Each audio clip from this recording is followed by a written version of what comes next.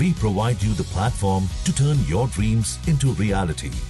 Give wings to your aspirations with KR Mangalam University. America और Iran के बीच लंबे समय से चल रहा तनाव अब एक अहम मोड़ पर पहुंचता दिख रहा है। करीब 40 दिनों तक चले टकराव के बाद अमेरिकी राष्ट्रपति डोनाल्ड ट्रंप ने 2 हफ्तों के युद्ध विराम का ऐलान किया है। इस घोषणा की पुष्टि ईरान की ओर से भी कर दी गई है, लेकिन इस सीज फायर के साथ ही ईरान ने साफ कर दिया है कि ये कदम पूरी तरह शर्तों पर आधारित है और उसका रुख अब भी सख्त बना हुआ है। ईरान के विदेश मंत्री सैयद अब्बास अरागची ने एक आधिकारिक बयान जारी करते हुए कहा कि अगर ईरान के खिलाफ सभी हमले तुरंत रोक दिए जाते हैं तो उसकी सशस्त्र सेनाएं भी अपने रक्षात्मक अभियान बंद कर देंगी। ये बयान ईरान की सर्वोच्च राष्ट्रीय सुरक्षा परिषद की ओर से जारी किया गया, जिसे अरागची ने अपने आधिकारिक सोशल मीडिया प्लेटफॉर्म पर साझा किया। अरागची ने अपने संदेश में साफ कहा कि ईरान युद्ध को आगे नहीं बढ़ाना चाहता, लेकिन वो अपनी सुरक्षा से कोई समझौता भी नहीं करेगा।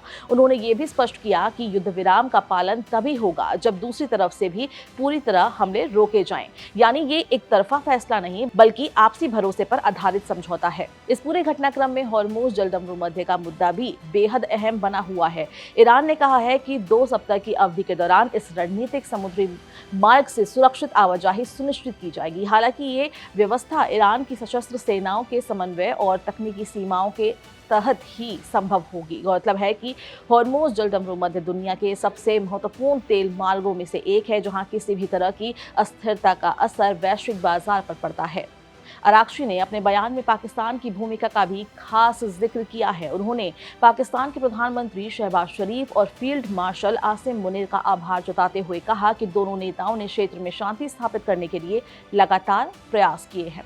ईरान ने इन कोशिशों को सराहनीय बताते हुए इसे युद्ध विराम की दिशा में अहम कदम माना है। आपको बता दें कि बताया जा रहा है कि पाकिस्तान ने दोनों देशों के बीच मध्यस्थ की भूमिका निभाई और बातचीत की राह खोलने में महत्वपूर्ण योगदान दिया। इस कूटनीतिक प्रयास के चलते अब दोनों पक्ष बातचीत की मेज पर पहुंचने को तैयार हुए हैं। ईरान ने यह भी संकेत दिया है कि उसने अमेरिका के सामने अपनी शर्तों का एक विस्तृत प्रस्ताव रखा था। इसमें स्थायी रूप से युद्ध खत्म करने, भविष्य में हमले न करने की गारंटी, हॉर्मुज क्षेत्र में अपनी संप्रभुता को मान्यता देने, युद्ध से हुए नुकसान की भरपाई और आर्थिक प्रतिबंधों को हटाने जैसी मांगें शामिल थी।